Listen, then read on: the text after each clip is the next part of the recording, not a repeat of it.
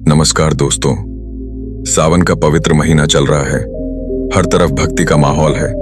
कोई मंदिर जा रहा है, कोई जल चढ़ा रहा है और कोई भगवान से अपनी इच्छाएं मांग रहा है। लेकिन एक सवाल, क्या ये सच में भक्ति है या फिर सिर्फ डर, आदत और अपनी इच्छाओं का बोझ है?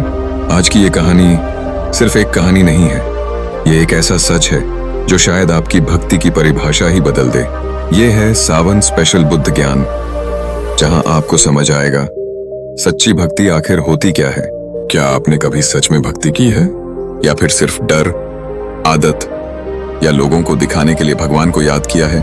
ये कहानी है एक ऐसे लड़के की जो हर दिन मंदिर जाता था, लेकिन फिर भी उसके दिल में शांति नहीं थी। सुबह का समय था, गांव की हवा में हल्की ठंडक थी, कच्ची गलियों में गायों की घंटियों की आवाज गूंज रही थी और मंदिर की घंटी हर रोज की तरह आज भी बज रही थी। उस गांव का नाम था सीतापुर, एक छोटा सा गांव जहां लोग सरल थे लेकिन अपनी अपनी चिंताओं में उलझे हुए। उसी गांव में रहता था मोहन। मोहन को गांव में हर कोई जानता था। लोग कहते थे ये लड़का बहुत बड़ा भक्त है, क्योंकि मोहन हर दिन सुबह सबसे पहले मंदिर पहुंच जाता था। घंटों भगवान के सामने बैठकर पूजा करता, मंत्र पढ़ता, दीप जलाता। लेकिन अगर आप उसके पास बैठकर उसके चेहरे को ध्यान से देखते तो आपको कुछ अजीब महसूस होता। उसके माथे पर शांति नहीं थी, वहां हमेशा एक हल्का सा डर छिपा रहता था। एक दिन गांव के ही एक बुजुर्ग ने उससे पूछा, बेटा मोहन, तुम रोज भगवान के पास जाते हो, तुम्हें क्या मिलता है वहां? मोहन ने बिना सोचे जवाब दिया, शांति। और क्या? बुजुर्ग हल्का सा मुस्कुराए। उन्होंने कुछ नहीं कहा, लेकिन उस दिन के बाद मोहन के मन में एक सवाल अटक गया। अगर मुझे सच में शांति मिलती है तो फिर मैं अंदर से इतना बेचैन क्यों हूं? दिन बीतते गए। एक रात मोहन बहुत परेशान था। घर में पैसों की कमी, खेती में नुकसान और ऊपर से घर वालों की उम्मीदें। वह सीधा मंदिर गया, घंटी बजाई और भगवान के सामने बैठकर बोला, मैं रोज तेरी पूजा करता हूं, फिर भी मेरे साथ ही बुरा क्यों हो रहा है? उसकी आवाज में दर्द था और आंखों में गुस्सा। उसी समय मंदिर के कोने में बैठे एक साधु ने उसे देखा। वो साधु कई दिनों से गांव में थे, लेकिन किसी ने उन पर ज्यादा ध्यान नहीं दिया था। साधु धीरे धीरे उठे और मोहन के पास आकर बैठ गए। कुछ देर दोनों चुप रहे।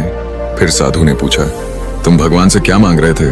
मोहन बोला, बस थोड़ी राहत, थोड़ी मदद। साधु ने शांत स्वर में कहा, तो तुम भगवान की भक्ति नहीं कर रहे, तुम उनसे सौदा कर रहे हो। मोहन ने हैरानी से उनकी तरफ देखा। सौदा? हाँ, तुम कहते हो मैं पूजा करूंगा, तू मेरी परेशानी दूर कर देना। ये भक्ति नहीं है बेटा, ये डर है और थोड़ा सा लालच भी। ये बात सीधी उसके दिल पर लगी। मोहन चुप हो गया।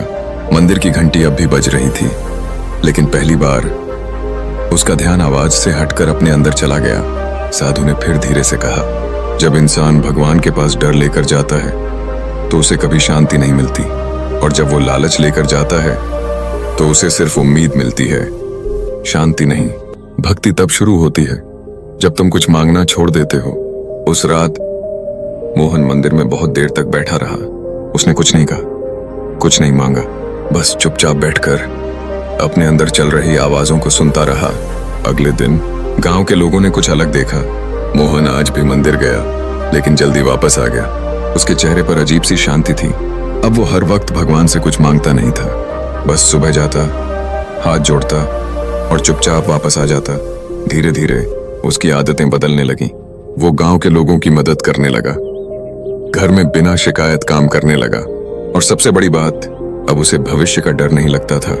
कुछ महीनों बाद वही बुजुर्ग फिर उससे मिले।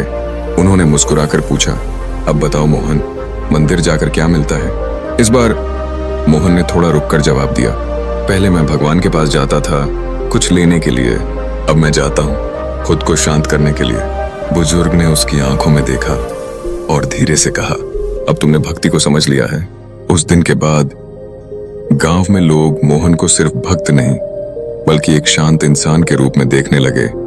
दोस्तों, ये कहानी सिर्फ मोहन की नहीं है, ये हम सबकी कहानी है। हम भी भगवान के पास जाते हैं, लेकिन ज्यादातर समय हम कुछ मांगने जाते हैं। याद रखना, भक्ति का मतलब सिर्फ पूजा करना नहीं है। भक्ति का मतलब है अपने अंदर के डर को छोड़ देना। भक्ति का मतलब है भगवान से कुछ लेना नहीं, बल्कि खुद को उनके हवाले कर देना। और जिस दिन तुम बिना किसी डर, बिना किसी लालच के सिर्फ शांति के लिए भगवान के पास जाओगे, कि उसी दिन तुम्हें समझ आएगा सच्ची भक्ति क्या होती है।